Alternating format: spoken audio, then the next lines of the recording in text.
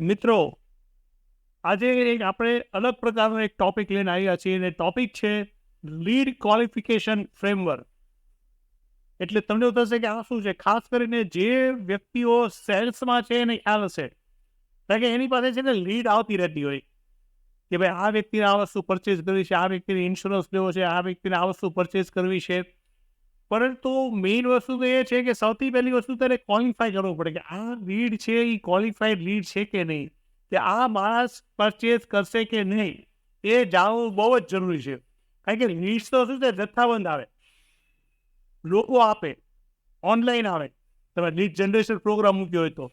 પણ આ લીડને ક્વોલિફાય કરવા માટેની એક નાનું એવું ફ્રેમવર્ક છે, એ તમે જો અપનાવો તો તમને ખ્યાલ આવી જાય કે આ લીડ છે ને એ તમને મળશે કે નહીં મળે, તો આ જે પ્રોસ્પેક્ટ છે એ તમારા સેલ્સની અંદર કન્વર્ટ થશે કે નહીં થાય, એ નાના એવા ફ્રેમવર્કથી તમને ખ્યાલ આવશે. અને આ ફ્રેમવર્ક જે છે ને એ છે એનમ. હા, એનું નામ છે એનમ. એનમમાં એ એટલે ઓથોરિટી, એન એટલે નીડ, યુ એટલે અર્જન્સી અને એમ એટલે મની. યસ, આ 4 ફોર્મેટ ઉપર તમારે કામ કરવાનું છે. સૌથી પહેલી વસ્તુ તો જ્યારે તમે તમારા કસ્ટમર પાસે જાઓ તો સૌથી પહેલી વસ્તુ જે કામ કરવાનું છે એ ઉપર કામ કરવાનું છે, ઓથોરિટી. રાઈટ?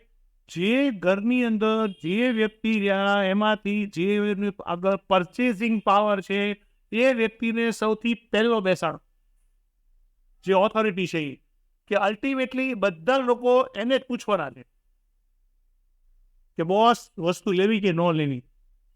તો સૌથી પહેલા એને કવર કરો, ઓથોરિટી, કે જે ખરીદી કરવા માટેનો પાવર એની પાસે છે.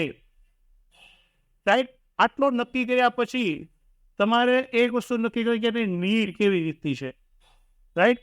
અને જો નીડ ન હોય તો એને નીડ ક્રિએટ કરો તમે, કે બોસ આ વસ્તુ વગર તમારે ચાલે એમ જ નથી. રાઈટ? અને આ વસ્તુ એટલે જ બીજી વસ્તુની કોઈ જરૂરત નથી. તમે એવી એને નીડ ક્રિએટ કરો. રાઈટ? અને એને એવું લાગે કે ના યાર, આ તો હકીકતમાં આના ઉપર તો આપણે ચાલે એવું જ નથી યાર. અને એ પછી નીડ ક્રિએટ કર્યા પછી અથવા તેની નીડ જોયા પછી એને અર્જન્સી ક્રિએટ કરો કે બોસ આ પ્રોડક્ટ લઈ લ્યો. પછી જો બજેટ આવ્યું તો ભાવ વધી જાય એમ છે.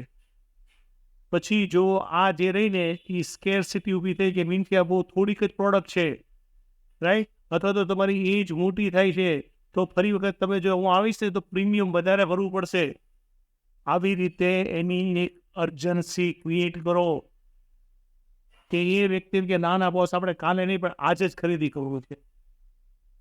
રાઈટ? આટલી વસ્તુની તૈયારી કરો. અને છેલ્લે ખાસ નક્કી કરો કે ભાઈ એમાં પૈસા રહ્યા કે નહીં, એ છે કે નહીં એની પાસે, આ ચેક કરો.